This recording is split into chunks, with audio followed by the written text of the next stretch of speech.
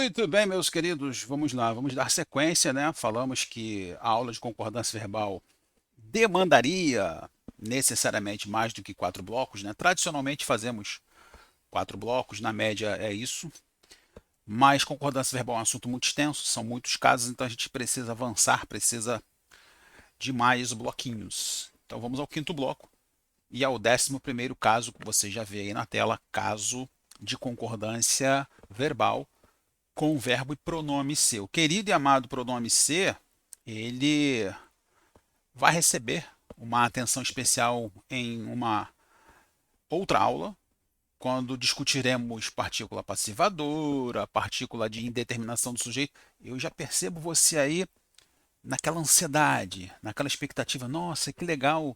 Alexandre falou que vai ter uma aula em que ele vai discutir o valor do pronome ser, partícula passivadora, partícula de indeterminação do sujeito. Sempre sonhei com esse momento.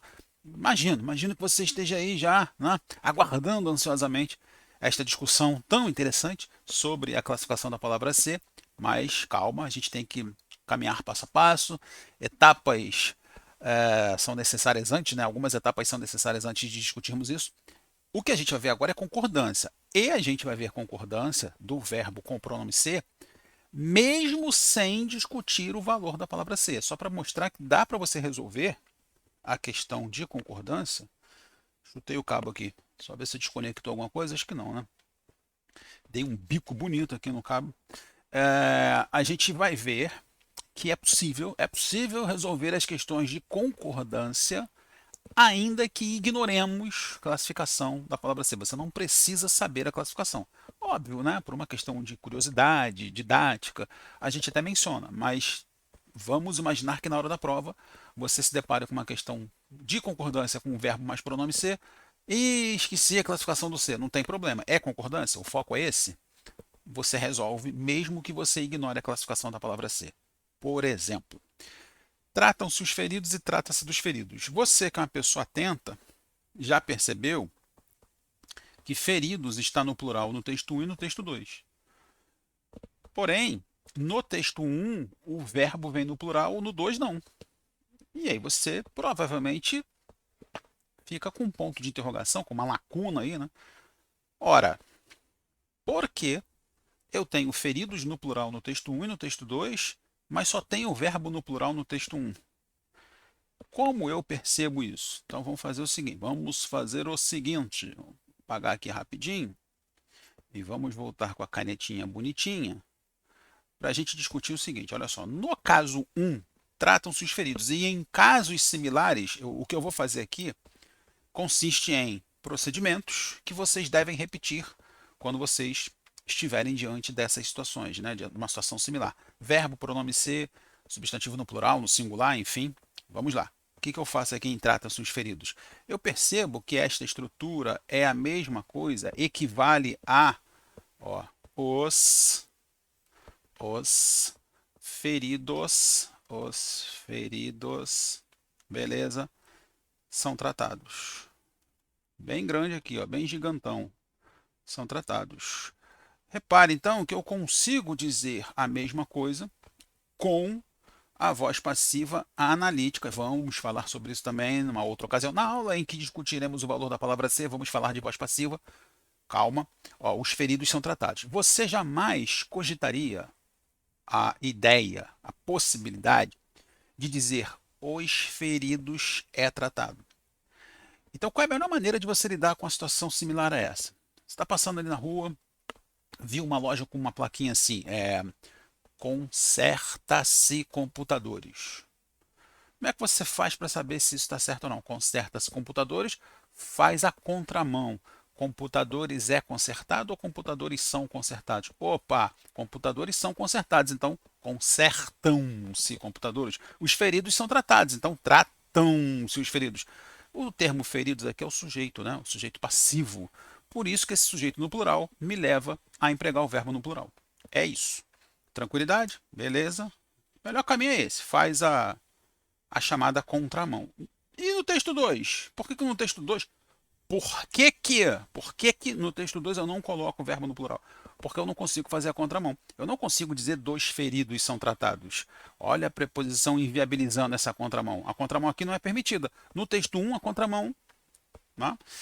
Vamos melhorar isso, né? No texto 1 é uma via de mão dupla. Tratam-se os feridos são tratados. Não tem multa aí. Tudo permitido pelo Código de Trânsito. Tratam-se os feridos é uma possibilidade. Os feridos são tratados é outra. Então, via de mão dupla. Aquela parte da estrada em que você pode fazer ultrapassagem. Aqui não, ó, trata-se dos feridos, que você não pode. Dois feridos são tratados? Não dá. Ou seja, feridos aí não é o sujeito. Este C do texto 2 indetermina o sujeito e quando a palavra C indetermina o sujeito, o verbo fica na terceira pessoa do singular. Como isso costuma ser cobrado em prova? Assim, com texto curtinho, como está aí no slide? Já falei, né? Falei na aula 1, falei na aula 2. Assim não. Geralmente, dona banca faz da seguinte forma. Não cai com texto curtinho assim, a gente fala sobre isso, né? Didaticamente a gente enxuga. Só o verbo, só o sujeito, aí você entende, beleza? Vai fazer a prova, aí tem lá, na linha 17 do texto, na linha 25 do texto, na linha 49 do texto. Tratam-se, vírgula, naquela instituição comandada por médicos voluntários que abriram mão de uma vida de conforto e se deslocaram para aquela região onde há conflitos. Aí, 55 linhas depois, os feridos. Então, na hora da prova, você não lida com um texto enxuto, curto, conciso, você lida com uma estrutura macro, grande.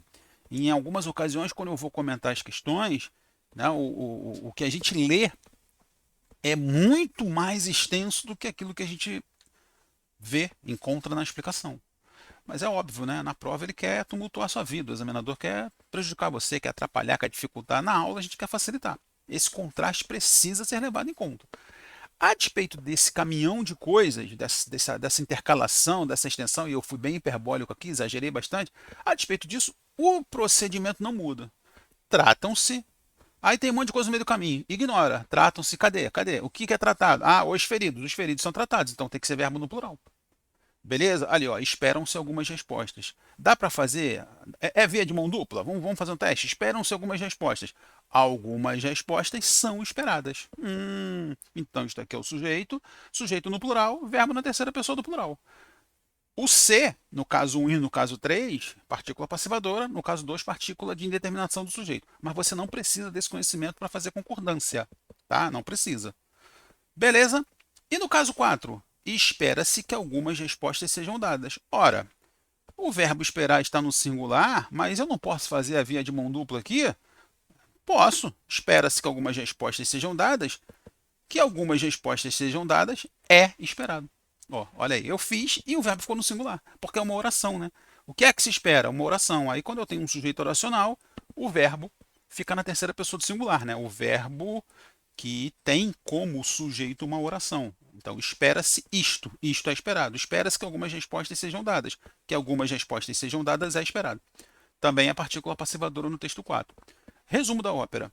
Você mata a questão de concordância sempre fazendo um teste.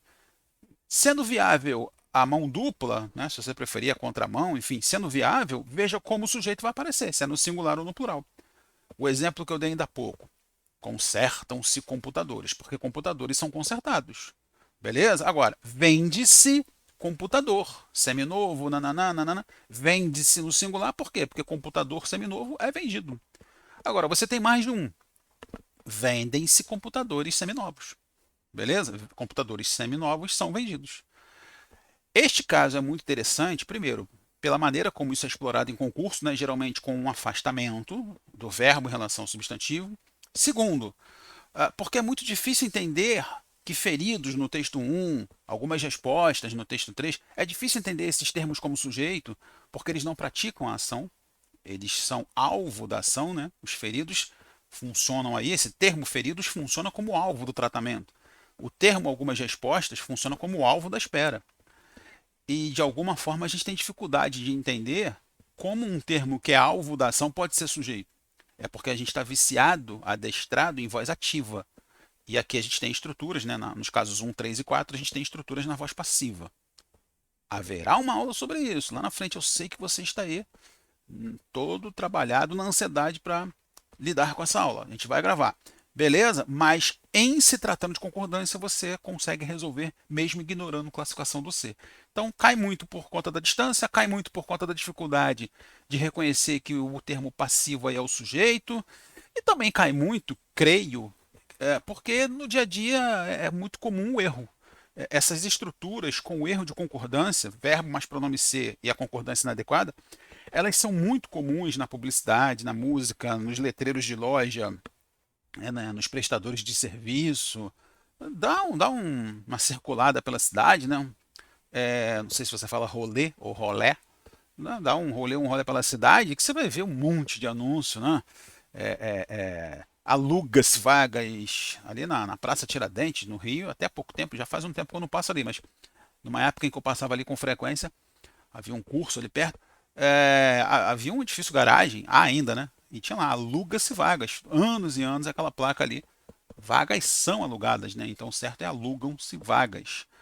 Beleza, é isso. Caso 11 é isso. Acho que a gente já pode passar para o caso 12. Tem dúvida? Se tiver, já sabe. Anota aí, faz um texto, manda para mim. Será um prazer trocar uma ideia com você sobre isso. Vamos ao caso 12. Se nós aqui do Rio de Janeiro não nos policiarmos, a gente acaba falando 12, né? Muito comum, né? 10, 11, 12. Vem aquele U, como se tivesse um U ali entre o e o Z. Não é 12, é 12, né? Mas 12 é mais impactante, né? Galera, verbos impessoais. Aqui a gente entra num tópico, num caso extremamente importante porque é muito cobrado. Todas as bancas exploram os verbos impessoais, todas as bancas exploram os verbos impessoais, todas as bancas exploram os verbos impessoais. Eu não sei qual é a banca que vai organizar o concurso que você vai fazer, mas é uma banca que explora verbos impessoais quando o assunto é concordância. Todas as bancas exploram verbos impessoais. Acho que o conceito é interessante, né? Ele é impessoal, o verbo é impessoal, porque quando ele entra em cena, ele revela para quem está ali vendo a peça, né, vendo a cena, que não há sujeito na oração. O verbo impessoal ele entra e diz assim, ó, cheguei, logo não há sujeito. Estranho, né? A gente está acostumado, né, a ver a oração com sujeito. A gramática, inclusive, diz que há dois termos essenciais na oração, sujeito e predicado. Ó, olha o nome que a gramática normativa dá, hein? Termos, olha o nome, presta atenção, termos essenciais. A norma diz que há dois termos essenciais, essenciais. Pode consultar 10, 20, 30, 100 gramáticas, abre lá o índice, termos da oração, essenciais, pode ver, todas, 50, 100, 200 gramáticas, vai aparecer lá para você. E vai aparecer o capítulo de termos de oração, termos essenciais, sujeito e predicado. A norma diz que o sujeito é essencial, você estuda os tipos de sujeito, entende que o sujeito é essencial, segundo a informação de tia norma, vira a página da gramática e vem lá, orações sem sujeito, ou oração sem sujeito. Bizarro, né? Como é que eles podem chamar alguma coisa de essencial se existe a oração sem essa coisa? Vai você fazer isso numa questão de interpretação de texto? Já imaginou? Questão de compreensão textual, FGV. Aí está lá no texto. João e Maria são essenciais à organização do projeto. O autor do texto diz lá, João e Maria são essenciais à organização do projeto. Aí vem lá, número 1. É possível afirmar que, letra A, o projeto pode ser organizado sem João? Você não vai marcar essa. Você não vai marcar. O autor do texto disse que João e Maria são essenciais, então é possível organizar? Não. Se você marcar essa, você erra. Né? Mas a gramática que a norma pode errar. Você que não pode. Ela diz que o sujeito é essencial e depois diz que há casos de oração sem sujeito. Incoerências à parte, o seu papel, a sua missão é absorver, assimilar, memorizar, decorar, entender. Em que situações a oração não conterá sujeito? Os casos que a gente vai ver agora são os casos que você pode encontrar na prova. Quando você encontrar o verbo haver, mas atenção, não é de qualquer jeito. É o verbo haver, caso ele, aí eu vou explicar daqui a pouco, o verbo fazer também não é de qualquer jeito. Caso ele e os verbos que indicam fenômenos na natureza. Então vamos lá. O verbo haver é impessoal, ou seja, ele entra em cena e a oração que o contém não terá sujeito. O verbo haver é impessoal quando é empregado com as acepções de ocorrer, existir e tempo decorrido. Ocorrer, existir e tempo decorrido. Isso é bem divulgado em sala de aula, no ensino fundamental, no ensino médio, em cursos preparatórios, bem manjado, bem divulgado. Verbo haver, terceira pessoa do singular, quando é empregado com as acepções de ocorrer, existir, quando indicar tempo decorrido. Então, repare, vamos fazer aqui uma comparação. Eu digo, no primeiro caso, ocorreram mudanças. Lembrando que o procedimento para localizar o sujeito é sempre a pergunta ao verbo. O que é que? Então eu vou perguntar ao querido verbo, ó, o que é que ocorreu? Mudanças. Como mudanças é o sujeito e está no plural, o verbo ocorrer concorda com esse sujeito no plural e fica ocorreram mudanças. E por que na substituição do ocorrer pelo haver não há a mesma flexão? Mudanças também não é o sujeito. O que é que houve?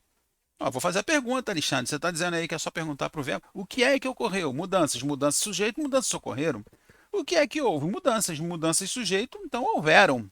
Não. Você encontrando o verbo haver com a acepção de ocorrer, não precisa fazer uma pergunta para achar o sujeito, porque você não precisa procurar o que não existe. Você já sabe isso, né? Já foi dito a você que quando o verbo haver aparece, ele entrou em cena. Ele entra em cena e revela que a oração que o contém, a oração da qual ele faz parte, quando ele é empregado com a acepção de ocorrer, existir, tempo de ocorrido, essa oração não contém sujeito. Então, para que você vai procurar algo que já está, né, que já foi informado para você que não existe? É isso. É isso. Então, mudanças aqui passa a ser objeto direto e, por não haver sujeito aqui, o verbo impessoal haver fica na terceira pesing, na terceira pessoa do singular. Beleza? É isso. Aí você está conversando com alguém, trocando uma ideia, e a pessoa fala: pô, houveram mudanças no edital. Não dá para dizer que essa pessoa é analfabeta, burra, ignorante. Ela foi até coerente, né? Porque vamos combinar? Ocorreram mudanças. Olha o verbo no plural aí. Mudanças sujeito ocorreram, né? Aconteceram mudanças, existiram mudanças, surgiram mudanças. O procedimento padrão, o protocolo, é empregar o verbo no plural para concordar com o sujeito mudanças. O diferentão é o verbo haver. E aí, quando a gente emprega um tratamento comum, padrão ao diferentão, não é uma questão de burrice, né? É uma questão de costume, de hábito. Se eu o tempo todo faço desse jeito, chegou uma situação para mim que não é para fazer, mas eu estou muito acostumado a fazer desse jeito. Então é natural que eu repita, né? A gente peca muito por repetir padrões. Ih, ficou filosófico isso, hein? A gente peca muito porque repete padrões. Isso dá, não, ó, isso numa sessão de terapia, isso dá uma resenha, hein? Ali no divã, não dá não? A gente peca muito porque repete padrões. Gostei disso. Então, a gente pega o verbo haver, pensa que ele é um verbo comum, igual aos demais, trata esse verbo haver como os demais e erra. Porque o verbo haver não é como os demais. Ele é especial. Ele é impessoal. Fica na terceira pessoa do singular, quando empregado com as exceções de ocorrer, existir e tempo decorrido. Em relação a tempo decorrido, por gentileza, por obséquio, vamos escrever direitinho, né? Se você usar o verbo haver para indicar tempo decorrido, aqui, ó. Vamos fazer uma campanha? A, tá, galera? A, vou até botar o acento mais perto, ficou longe, né? O acento ficou longe. A, o que tem de gente colocando só a vogal A, por exemplo, estou morando neste bairro há 3 anos. É com H, galera, que já é uma ação decorrida, né? Já é tempo decorrido, você já está morando. Estou preso no engarrafamento há 2 horas. É com H. Eu vou contar só para você que daqui ninguém está ouvindo a gente, tá? Então não é uma questão de falta de ética, não é fofoca, só nós, tem mais ninguém sabendo, só nós, eu não conto para ninguém. Eu participo de grupos de professores no WhatsApp, professores de outras disciplinas, que fique bem claro. E eu testemunho professores de outras disciplinas escrevendo a vogal A sozinha quando eles estão se referindo a alguma coisa, como os exemplos que eu dei agora aí. Né? Por exemplo, pô, Alexandre, já mandei a nota fiscal há 2 semanas. Já mandei. Aí bota lá a vogal A. Não dá, galera, não dá. É verbo haver, por favor. Vamos corrigir isso, né? Vamos corrigir. Já vi, pô, eu posso ficar aqui até o final, vou fazer 5 blocos só dando exemplos de textos extraídos de vários lugares. E eu falei aqui, né, em tom de brincadeira, não é fofoca, não é antiética, sou professor de outras matérias. É só para você entender que a gente menciona erros cometidos, praticados, por gente que manja de língua portuguesa, que se comunica o tempo todo. E aí a intenção é muito mais mostrar como isso é comum, né? E para acender, né, uma luz aí para você ficar alerta, do que evidentemente menosprezar a pessoa que está cometendo o erro. Não é a minha intenção. Tá ok? Ok. E se o verbo haver não aparecer com a acepção de ocorrer, existir e tempo decorrido? Porque essa é a condição. Essa é a ocasião, ou essas, né, são as ocasiões em que ele entra em cena e comunica que não há sujeito. Mas às vezes ele entra em cena e diz: eu vou concordar com o sujeito. Confuso? Difícil? Pô, palhaçada da norma curta? Ora ele é impessoal, ora não é.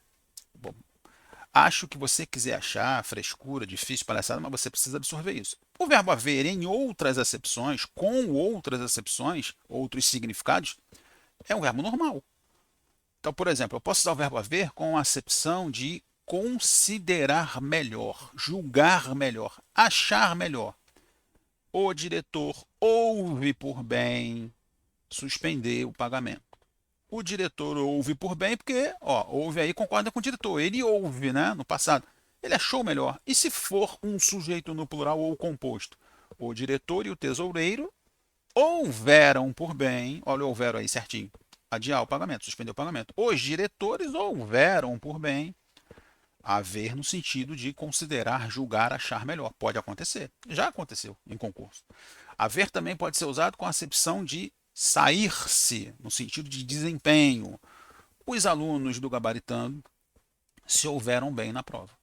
Ou seja, se saíram bem, se deram bem, né, numa linguagem mais informal, mais perto da oralidade. E eles se deram bem, se saíram bem, se houveram bem, verbo haver no plural, aí concordando com o sujeito. Ou seja, ora ele entra em cena e diz: não há sujeito na oração da qual eu faço parte, portanto eu vou ficar aqui no singular.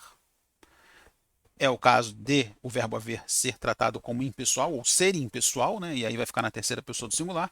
Ora ele entra em cena e diz: não, estou de boa, vou concordar com o sujeito. O que é que determina uma coisa ou outra? O significado dele no contexto. Significando ocorrer, existir e tempo decorrido é singular. Significando qualquer outra coisa, e aí você pode consultar dicionário, né, expandir vocabulário, variar repertório. Para que usar o tempo todo, né? A mesma coisa, então pode usar o verbo haver com outros valores. O verbo haver pode ser usado para prestação de contas, você se haverá com a Receita Federal, eles se haverão com a Receita Federal. Tranquilo? Quanto maior o repertório, melhor para você. Fiquem muito atentos, né? Fiquem muito atentos à locução verbal, sempre de olho no verbo principal. Olha só, vamos lá, vamos comparar. Podem existir casos atípicos, pode haver casos atípicos.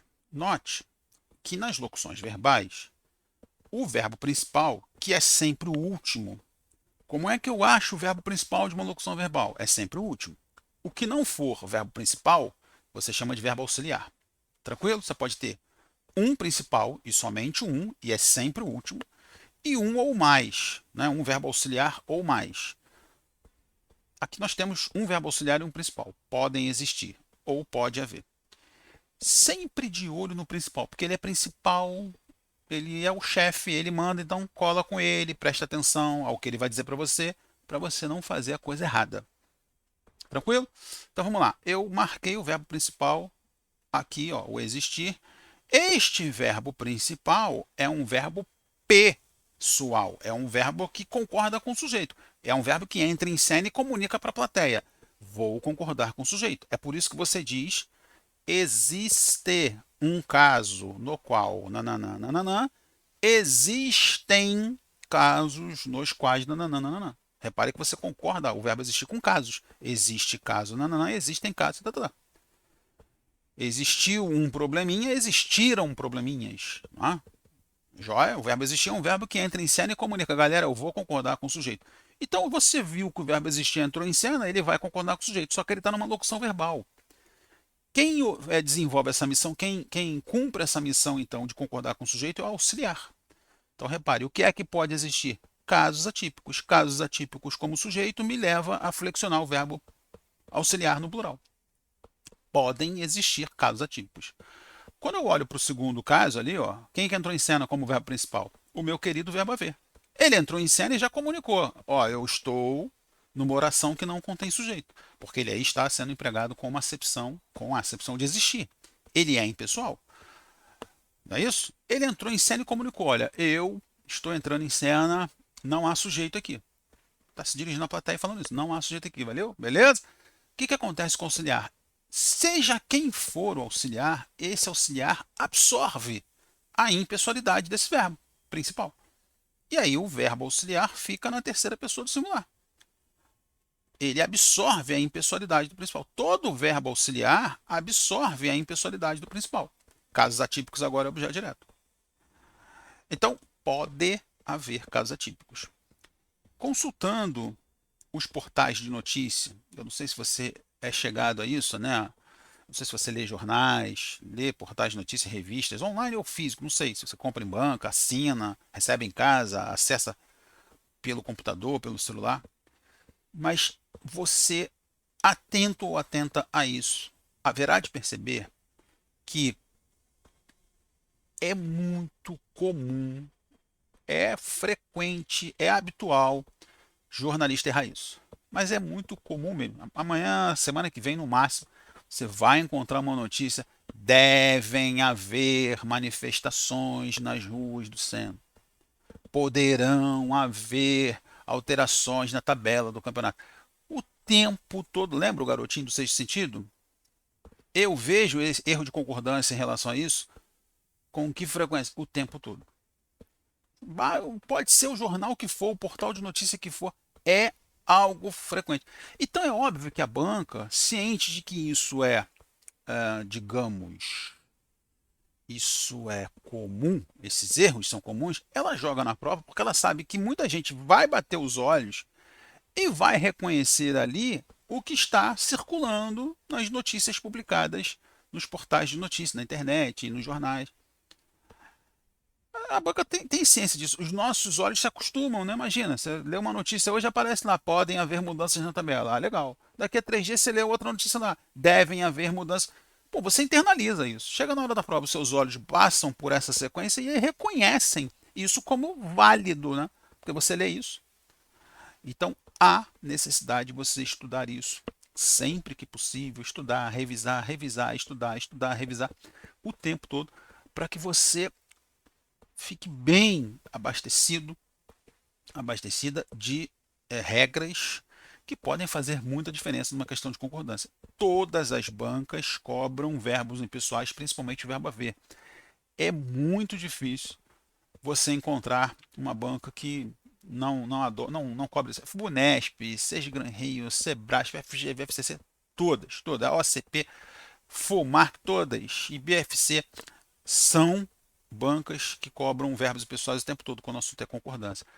Eu, no seu lugar, daria muita atenção ao caso 12. Eu daria atenção ao conteúdo inteiro, mas ao caso 12 de forma especial, porque o festival de erros que a gente encontra aí é bem significativo. Galera, o fazer também é impessoal quando é empregado nas referências temporais. Você vai perceber que a função dele ali é indicar alguma coisa na linha do tempo. E é um verbo fazer meio que sinônimo do haver, né? Ó, faz 10 anos que me mudei. Né? Ou seja, me mudei é este A aqui, ó, me mudei há 10 anos. Né? Então faz no singular. Muita gente estranha isso, né? Eu já ouvi várias, digamos, contra-argumentações, observações, advertências em relação a isso. É muito comum o aluno falar assim: Alexandre, mas o fazer aí é impessoal? É. Essa oração não tem sujeito? Não. Aí a pessoa fica com aquela expressão assim: tá, ele tá falando, eu vou acreditar, mas no fundo eu não acredito. Não, Alexandre tá equivocado. Como não tem sujeito? O sujeito não é o pronome eu? Olha lá, eu me mudei, pô. Alexandre, o sujeito aí não é o pronome eu, não? Eu me mudei. Como assim não tem sujeito? Hein, professor? Tem certeza? O professor tá doidão? O que que tá acontecendo? Professor, não é o pronome eu? É, da segunda oração. Nós temos duas orações aqui, tá? Ó. Que me mudei tem sujeito, eu. Mas na primeira não. Faz 10 anos, essa oração não tem sujeito. O verbo fazer, portanto, fica na terceira pessoa do singular. Muito comum também na mídia, hein? Fazem 10 anos. né? Fazem 30 semanas, enfim, faz 10 anos. Não pode ser fazem aí. E na locução verbal não muda nada em relação ao que a gente viu ainda há pouco, né? Ó, qual é o verbo principal aqui? Fazer. Fazer é o verbo principal. O outro é auxiliar, né? O que não é verbo principal você chama de auxiliar. Como fazer aí está indicando tempo, o auxiliar fica na terceira pessoa do singular. Vai fazer 10 anos que mudei. Muita gente erra isso, muita gente coloca o verbo auxiliar no plural, né? Vão fazer 10 anos, vão fazer 3 horas que estou esperando. Não, vai fazer, tá? É diferente de, por exemplo, os irmãos gêmeos vão fazer 6 anos semana que vem. Aí é aniversário, eles vão completar, né? Aí não tem problema nenhum, né? Os irmãos gêmeos vão fazer, farão 6 anos semana que vem. Os alunos farão o exercício, é outra pegada. Agora, quando é um verbo fazer aí como sinônimo de haver, né? Tal evento faz 10 anos, faz uma semana, faz 3 meses, ou seja, ocorreu há 10 anos, há 3 semanas, aí é o verbo fazer no singular. E os verbos que indicam fenômenos na natureza também são empregados na terceira pessoa do singular, galera. Chover, amanhecer, trovejar. Eu não tenho registros assim numa quantidade expressiva para dar muita importância, assim, para dar muita ênfase a esses casos. Eu quase não vejo isso em prova. A gente fala mais por precaução, mas também são verbos impessoais. Oração sem sujeito: choveu 3 noites seguidas na região, choveu 4 semanas. Beleza, não tem como colocar esses verbos no plural, porque eles entram em cena e dizem para a plateia: olha, eu estou entrando em cena e a oração que me contém, a oração da qual eu faço parte, não possui sujeito.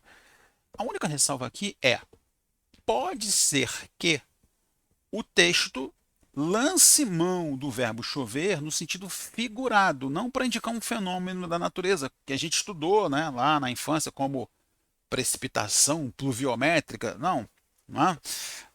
A gente vai entender que ali no contexto ele vem em sentido figurado, e em sentido figurado ele vai ter sujeito, ele vai ter plural. Por exemplo, choveram acusações contra o ministro, contra o advogado, contra o empresário. Choveram acusações. Acusações aí é o sujeito, mas aí é sentido figurado, não está indicando um fenômeno da natureza. Legal? Beleza? É isso. Vamos para o próximo bloco, dando sequência aos casos de concordância, e depois a gente entra nas questões para encerrar a aula. Vamos lá.